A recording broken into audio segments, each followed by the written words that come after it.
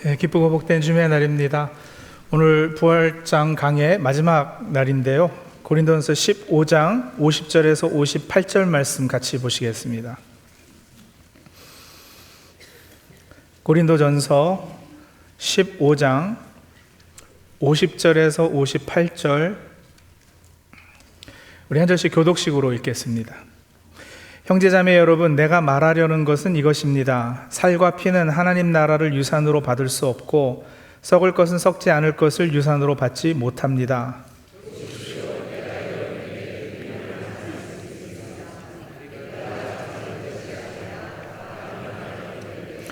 마지막 나팔이 울릴 때에 눈 깜짝할 사이에 호련히 그렇게 될 것입니다. 나팔 소리가 나면 죽은 사람은 썩어 없어지지 않을 몸으로 살아나고 우리는 변화할 것입니다.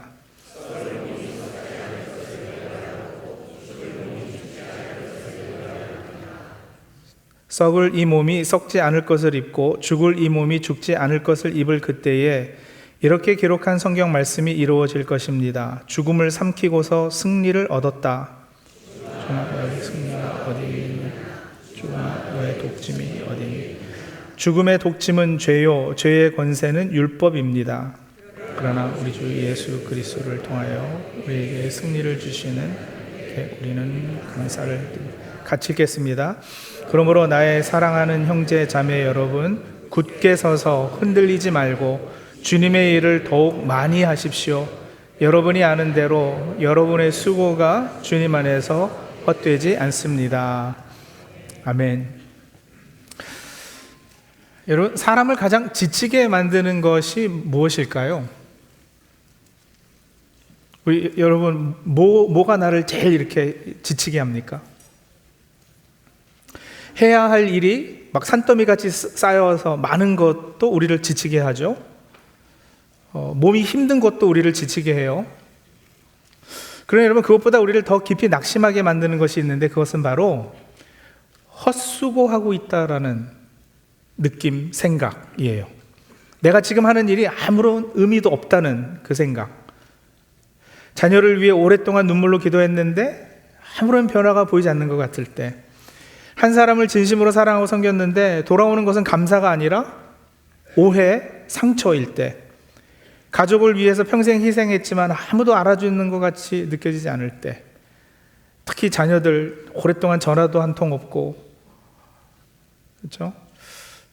헛키웠다 이럴 때요. 교회를 위해 오랫동안 성실하게 봉사했는데 내가 한 일이 아무 흔적도 남기지 못한 것처럼 보일 때, 그때 우리 마음 깊은 곳에서 한 가지 질문이 이렇게 고개를 쳐듭니다. 아, 내가 한 모든 일이 다 헛수고였던 것은 아닐까? 여러분, 이 헛수고가 정말 두려운 것은요, 단지 눈에 보이는 어떤 결과물, 열매가 없다는 아쉬움 때문만은 아닙니다. 많은 분들이 수고가 아무런 의미가 없다고 느끼는 그 순간, 이 가시적인 어떤 결과물이 없다고, 그래서 내 수고가 헛되다라고 느끼는 순간, 많은 분들은 자신의 존재 가치하고 그것을 연결해 버려요. 그러니까 내 행동의 무의미함이 내 존재의 무가치함으로 이어지니까 그토록 그게 아프고 두려운 거예요.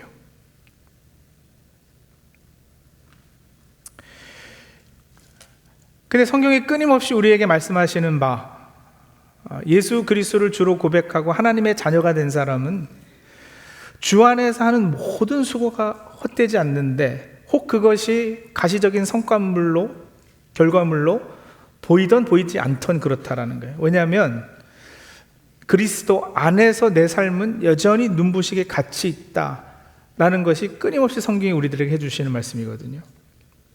내 존재의 가치가 이렇게 주님 안에서 단단하게 붙들릴 때 비로소 우리 영혼에 세상이 줄 수 없는 그 넉넉함과 평안함이 찾아옵니다.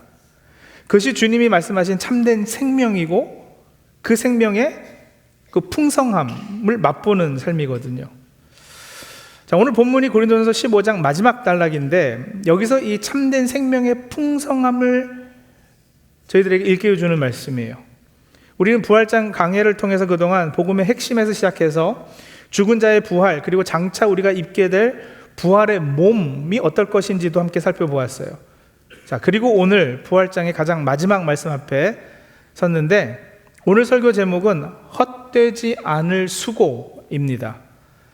우리 눈에 아무 열매가 보이지 않더라도 부활의 날에 그 수고가 결코 헛되지 않았음이 온전히 드러날 것이기에 우리는 미래적 확신을 담아 이 제목을 고백할 수 있는 거예요. 헛되지 않을 수고다. 여러분, 이 부활장 시리즈 처음 시작할 때 첫 번째 설교 제목이 뭐였는지 기억하시나요? 아무도 못하시죠? 다들 이 망각의 은사가 있어서 10절에 나오는 바울의 고백을 따라 첫 설교 제목은 이거였어요. 헛되지 않은 은혜. 그런데 부활장의 가장 마지막 절인 58절은 어떻게 끝이 나느냐? 여러분의 수고는 주님 안에서 헛되지 않습니다. 부활장의 시작이 헛되지 않은 은혜였다면 마무리는 헛되지 않을 수고예요. 처음과 끝이 이 헛되다라는 단어로 딱 맞물려 있습니다. 그도 그럴 것이 은혜와 수고는 서로 반대되는 말이 아니거든요. 연쇄 반응을 일으키는 거예요. 은혜는 참으로 임하게 되면 사람을 수고하게 하고요. 부활이 참이라면 그 수고는 결코 헛되지 않다라는 것. 사도 바울이 평생 감당했던 그 위대한 수고, 그 헌신, 그 희생, 그건 여러분, 사도 바울이 자기 공로를 쌓기 위해서 자기 업적을 드러내고 성취를 자랑하기 위해서가 아니었잖아요. 오직 하나님의 은혜가 원동력이 되어서 그로 하여금 수고하게 한 거예요. 오늘 바울이 부활장을 마무리하면서 우리에게 제시하는 복음의 논리를 따라 주 안에서 살아가는 우리의 수고가 왜 헛되지 않은지를 보여주는 사실 이제 세 가지 결론을 내려주시는데, 자, 본문은 우리에게 하나의 비밀, 그리고 하나의 노래, 그리고 하나의 그러므로를 보여줍니다. 자, 먼저 하나의 비밀. 바울은 50절에서 인간의 현재 상태와 변화의 필요성을 선언해요. 50절 다시 보실까요? 형제자매 여러분, 내가 말하려는 것은 이것입니다. 살과 피는 하나님 나라를 물려받을 수 없고 썩을 것은 썩지 않을 것을 물려받지 못합니다. 살과 피는 하나님 나라를 물려받을 수 없다라는 것이 무슨 의미일까요? 우리 몸이 악하거나 더럽다는 뜻이 아니에요. 우리가 믿고 있는 이 몸의 한계를 말하는 겁니다. 조금만 무리해도 피곤하고 세월이 흐르면 늙고 병들며 결국에는 죽어서 썩을 수밖에 없는 이 연약한 상태를 말하는 거죠. 죄로 인해서 망가지고 깨어진 이 취약한 몸 상태로는, 이 몸 그대로는 저 영원하고 완벽한 하나님 나라를 도저히 감당할 수도 담아낼 수도 없다는 뜻이에요. 자, 그럼 우리에게 소망이 없다는 걸까? 그렇지 않겠죠. 그 자리에서 바울이 이제 위대한 선포를 던지는데 뭐라 그러냐? 보십시오, 여러분. 제가 여러분에게 비밀을 하나 알려드리겠습니다. 여기서 이 비밀은 주님의 재림 때 아무도 모르게 몇 사람만 쏙 사라진다는 휴거 이런 거 말하는 게 아니에요. 여태까지는 감추어져 있었지만 이제 밝혀진, 감추어졌던 것을 이렇게 끄집어내서 보여주는 것을 계시라고 우리가 그러잖아요.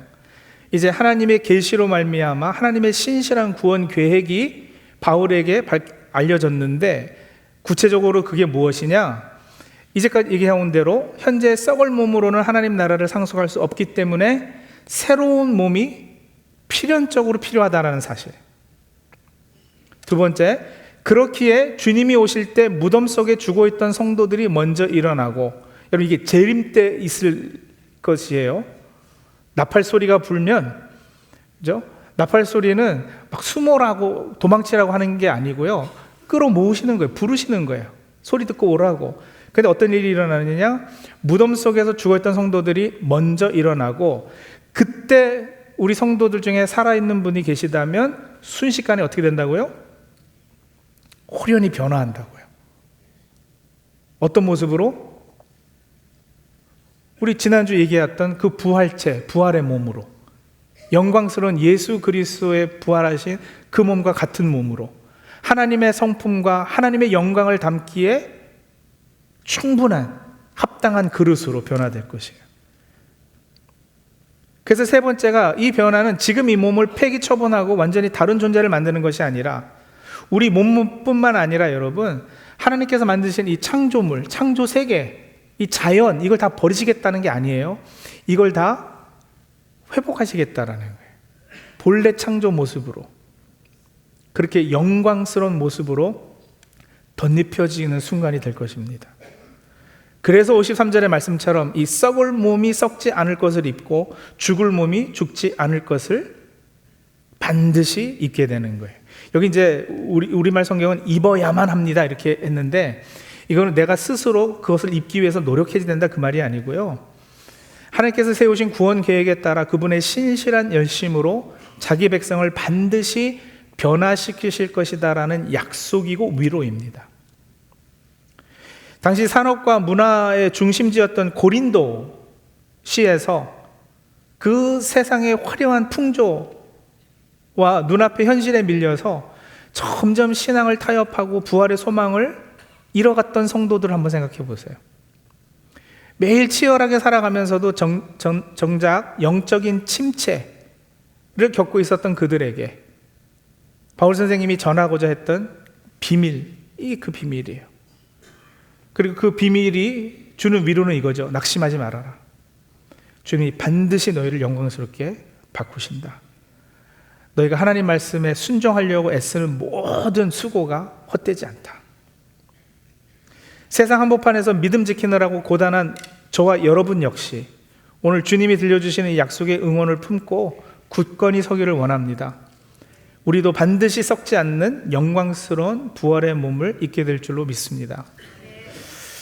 하나의 노래, 그 영광스러운 변화의 날이 임할 때 성도들은 논리적 설명을 넘어 감정이 폭발하는 전 우주적인 승리의 찬가를 터뜨리게 되는데, 자 54절을 보세요.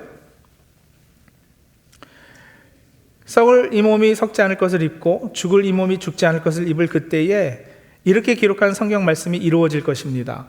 죽음을 삼키고서 승리를 얻었다. 이 말씀은 이사야서 25장 8절 인용인데요.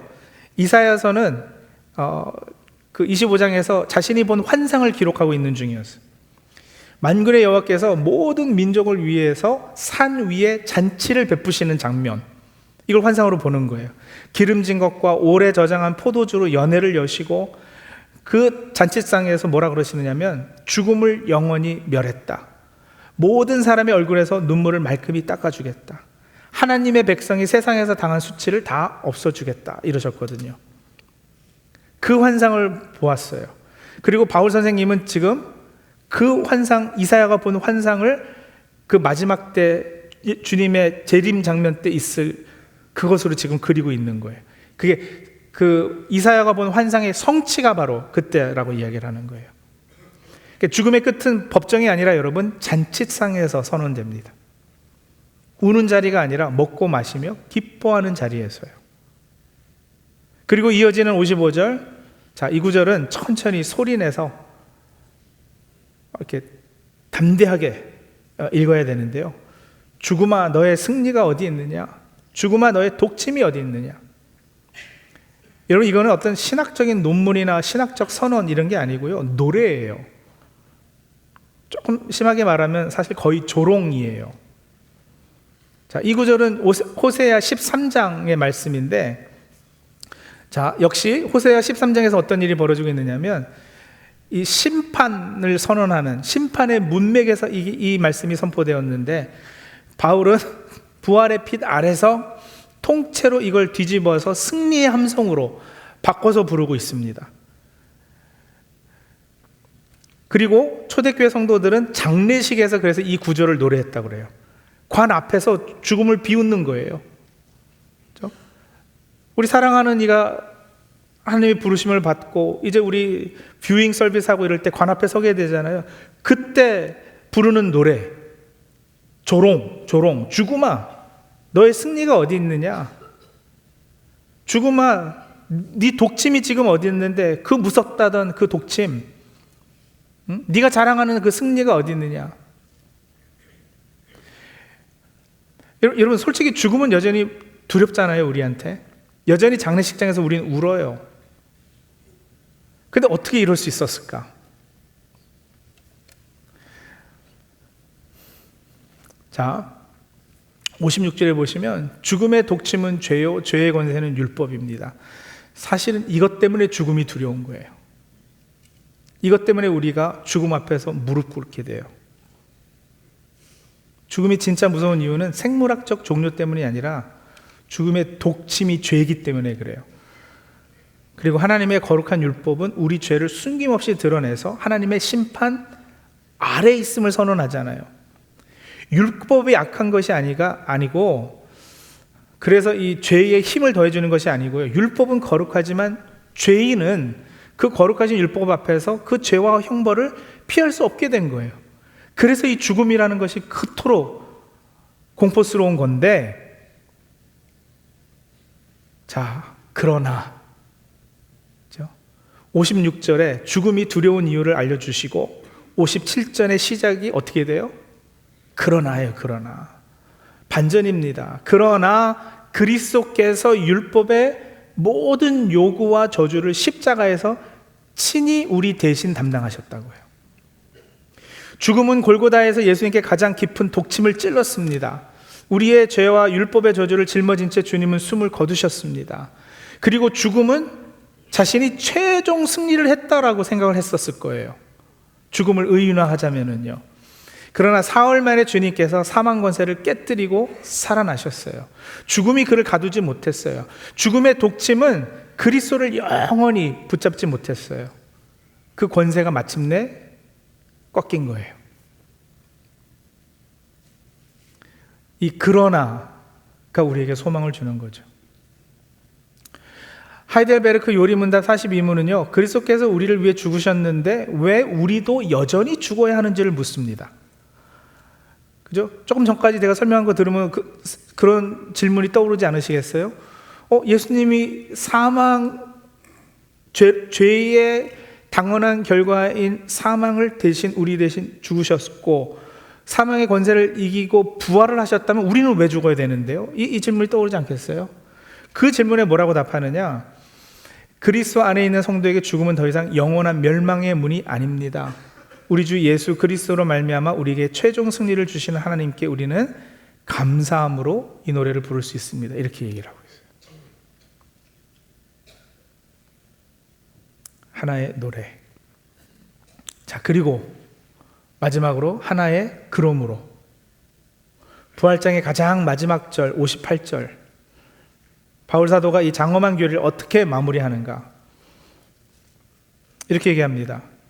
그러므로 흔들리지 마십시오. 그러므로 주의 일을 더욱 많이 하십시오. 자, 여러분 이상하지 않으세요?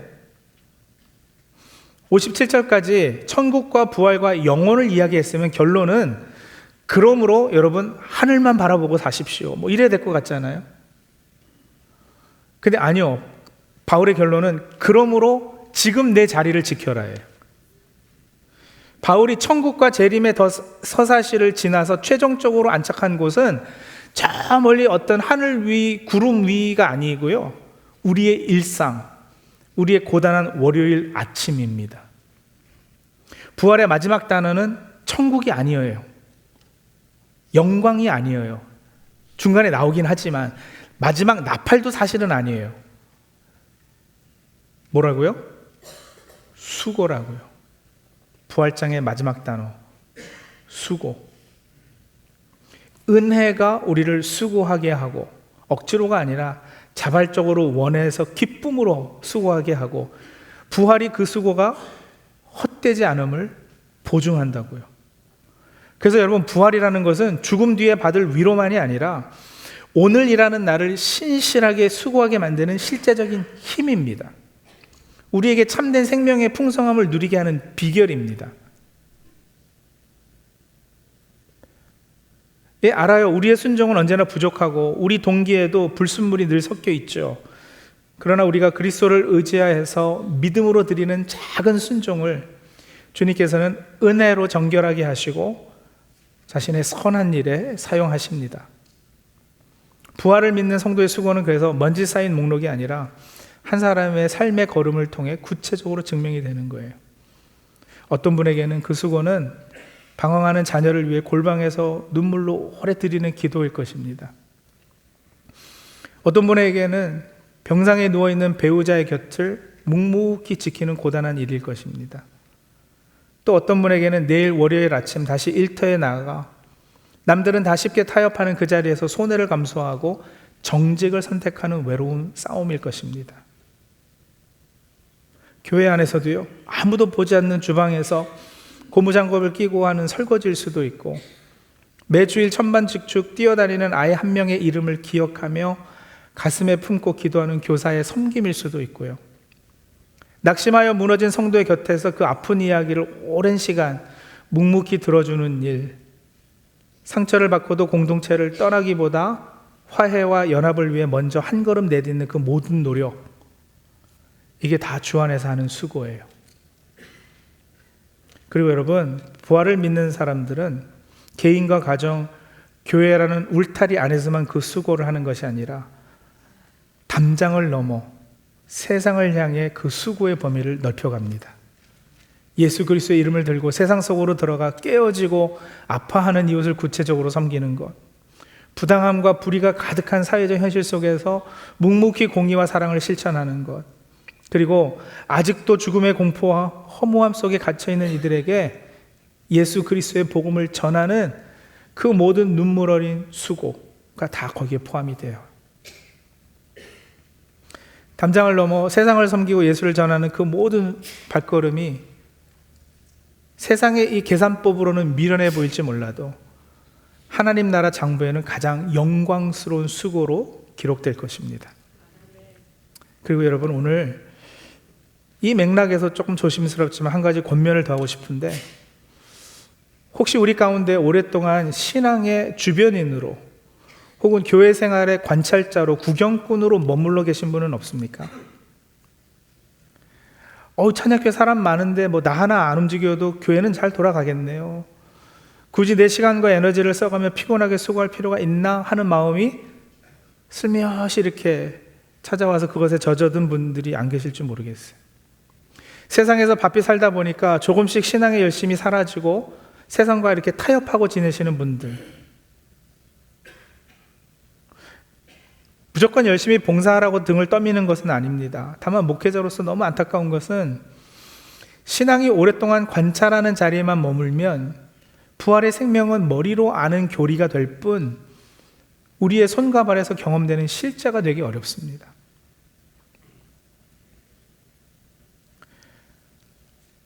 관중석에서 응원하는 사람도 어느 정도는 그 경기의 희열과 승리의 감격을 맛볼 수는 있겠지만 뛰는 사람하고는 같지 않을 거예요. 내 힘만으로는 감당할 수 없음을 깨닫는 그 수고의 자리에서 우리는 붙드시고 일하시는 하나님의 은혜를 경험하게 돼요. 나에게 맡겨주신 사명이 내 힘으로 감당하기 어려울수록 우리는 더 엎드리고 엎드릴수록 더 깊게 하나님을 만나는 경험을 하게 되고요.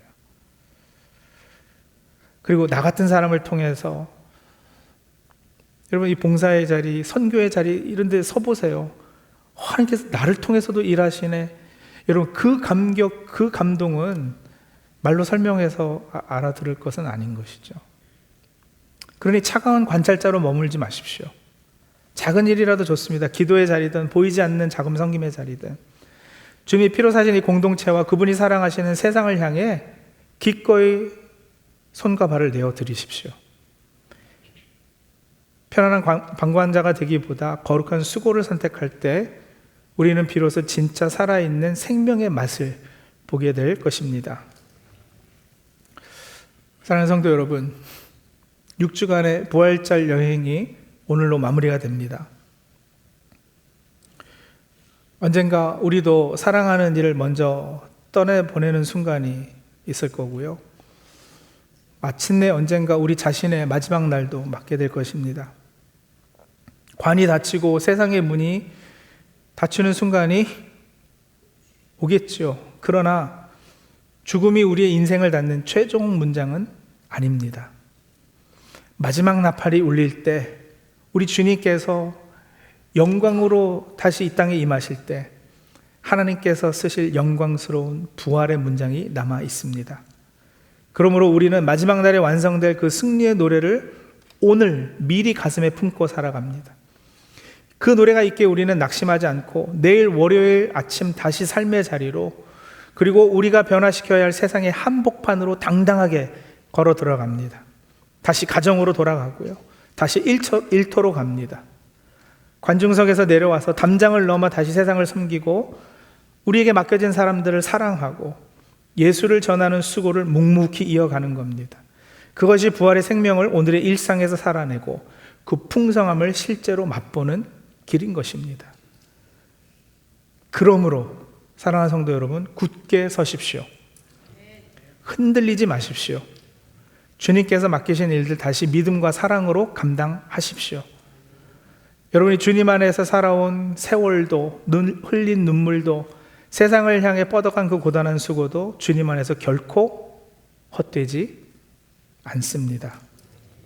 우리 주 예수 그리스도로 말미암아 우리에게 최종 승리를 주시는 하나님께 영원한 감사와 찬송을 올려드립니다. 같이 기도하시겠습니다.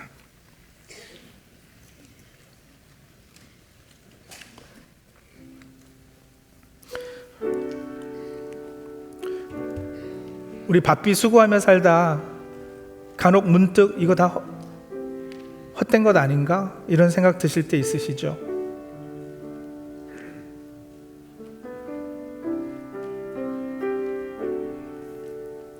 자식들 다 키워보니까 아유 쓸데없네 이런 생각이 들 때도 있고요.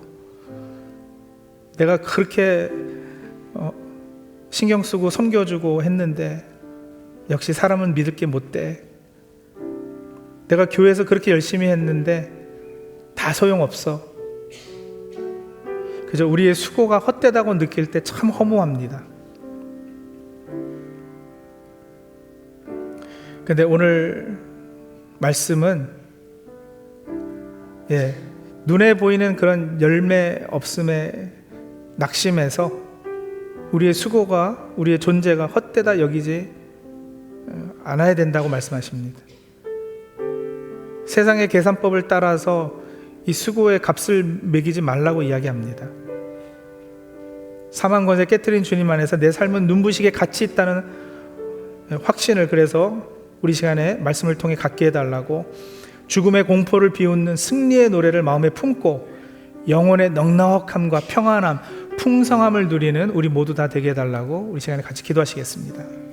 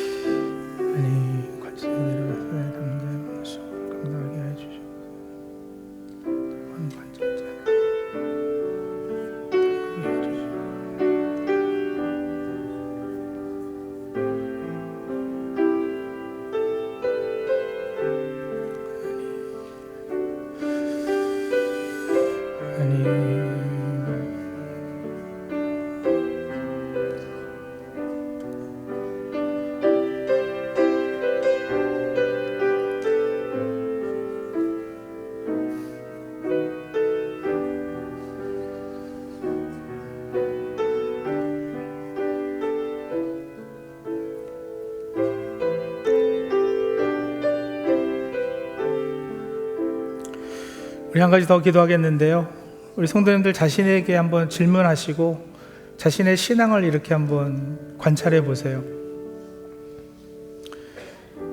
제 생각에는 이 시대의 변화도 큰 역할을 하는 것 같아요. 우리 한 20년 전, 30년 전에 얼마나 신앙이 뜨거웠어요. 어느 한 교회, 한 교인만 얘기하는 게 아니라 우리 한인교회 여러 교회들이 다 같이 부흥하고 다 같이 모이기에 힘쓰고 모였을 때 막 은혜가 있고 그랬어요. 근데 어느 순간부터 조금씩 그 열기가 식기 시작하더니 교회 문 닫는 교회도 수도 없이 많아졌고요. 특히 팬데믹 지나오면서 많은 분들이 차가운 관찰자로, 신앙의 냉소자로, 방관자의 자리에 이렇게 앉아 계시는 분들이 많아지셨어요. 그 영적 침체의 자리에서 그냥 계속 벗어나지 못하고 있는 거예요. 근데 시대 탓만 할 수 없잖아요. 나와 하나님과의 관계, 그리고 내가 믿고 있는 것들에 어떤 문제가 있길래 내가 그렇게 냉소적이 됐을까? 이렇게 신앙의 주변인으로 머물러 있을까? 한번 돌아보셔야지 됩니다. 그리고 이제 다시 일어나서 주님이 부르시는 거룩한 수고의 현장에 발을 담그게 하옵소서. 우리 좀 결단하면서 기도하실까요? 주 안에서 더 많이 일해라 그러셨잖아요. 가정과 일터, 교회를 넘어 세상의 담장을 지나 아픈 이웃들을 섬기고 예수를 전하는 더욱 힘쓰는 자들이 되어서 일상 속에서 살아있는 부활 생명의 풍성함을 맛보게 해 주시옵소서. 우리 그렇게 기도하고 자신을 다시 한번 하나님 앞에 내어놓는 시간 갖도록 하죠. 기도하시겠습니다.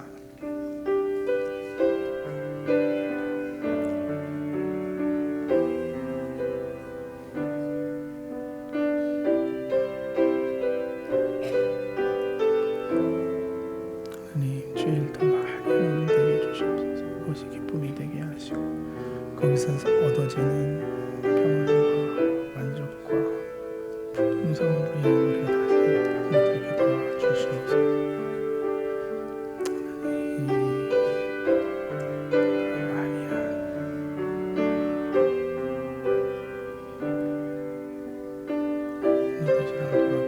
침체 머물러 있지 않도록 좀 도와주시옵소서.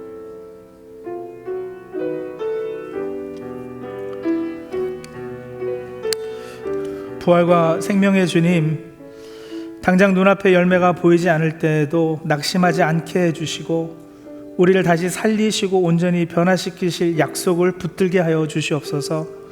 우리의 작은 순종과 이름 없는 섬김과 남몰래 흘린 눈물을 기억하여 주시고 이제 내일 월요일 아침 저희는 다시 삶의 자리로 나아갑니다. 가정으로, 고단한 일터로 나아가겠습니다. 하나님, 원망과 타협이 가득한 세상 속에서 손해를 감수하고 정직을 선택하게 하시고 담장을 넘어 깨어지고 아파하는 이웃을 구체적으로 섬기며 예수 그리스도를 전하는 수고를 멈추지 않게 하여 주시옵소서. 우리가 흘린 눈물과 땀방울을 주님께서 하나님 나라의 장부에 영광스럽게 기록하실 줄 믿습니다. 굳게 서서 흔들리지 않고 전진하며 주의 일을 더 많이 하는 우리 모두 다 되게 하여 주시옵소서. 예수님의 이름으로 기도합니다.